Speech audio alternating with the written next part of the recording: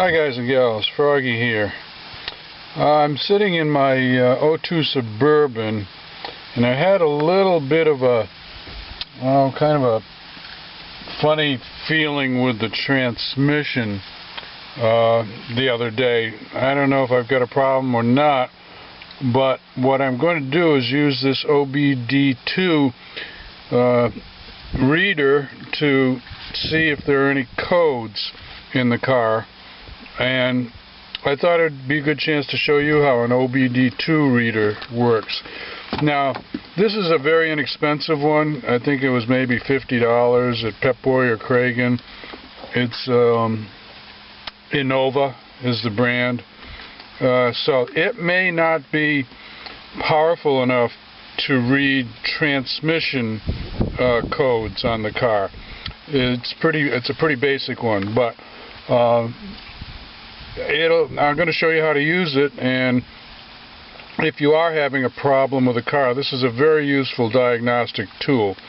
It doesn't take any batteries, it runs on its own power, and what you do is you have to find the OBD2 port on the car. Usually it's under the steering wheel area somewhere. On my truck it's right here. I think this is called a trapezoid shape. I'm not sure. Somebody can put that up in the comments if they want to. It's like a rectangle, only it's a little wider on the top and a little narrower on the bottom. And you just plug it right in there, like that. Just shove it on, and it's getting the power from the car. It says read. Now you have to turn the ignition on. So I'm going to do that. Okay, I didn't do it fast enough, and that's why it says error 1. That's not a problem. Now I'm turning the ignition on. Let me shut the door so my bell goes. Alright, it's off. And let's see. Well, I'm not sure if I have to push a button to read it again. Yeah, I just had to wait a little bit. Now it's reading from the OBD2 system in the car. And let me get a close-up on this. Yeah, that might be a little bit better. It's really hard to see this, but the way this one is laid out, it has all those little black buttons are different systems that it's going to monitor. And it has a green light, a yellow light, and a red light. As it goes through reading the systems,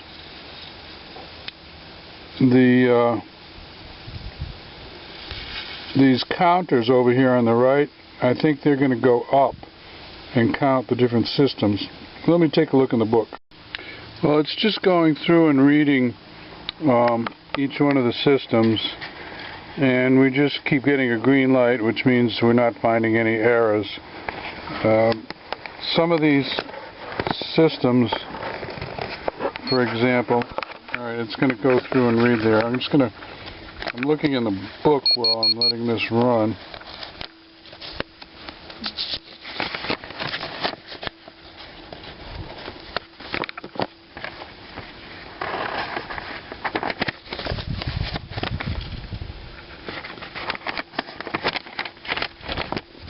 There we go. There's a little M there, that's from misfire monitor. The F is fuel system monitor. CC is comprehensive component monitor. The next C is catalyst monitor. And the one EV is evaporative system monitor. And then below that, let me see if I can read it. Hold on. Yeah, below that is an O and an OH. The O is oxygen sensor monitor, and the OH is heated oxygen sensor monitor. So it just keeps going through and it actually doesn't find anything. I really don't think this is going to show us any automatic transmission codes. That would take a more expensive, a fancier reader. Okay, this is an example of the solid dots are 3 systems it's already finished monitoring, and the blinking dots and the yellow light mean it's still working on those other systems, and we'll watch this for a while and see if they go solid. And what I did to make those blink was I pressed the erase key, and once you press the erase key, some of the systems will check and go solid. The other ones are going to require a drive cycle.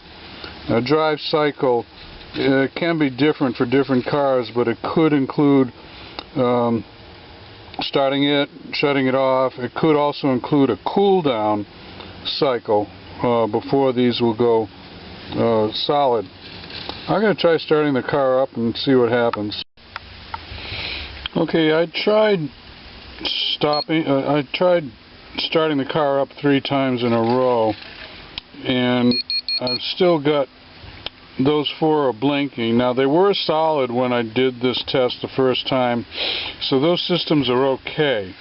But now that I pressed the erase button, I think they're going to need a full cool down cycle and a startup cycle before they'll clear again. Right now they're on sort of a wait and see kind of situation. So that's about all I have for you on this OBD2 monitor. It's a nice little tool, and it doesn't fix the car for you. It just shows you what to look for to fix the car.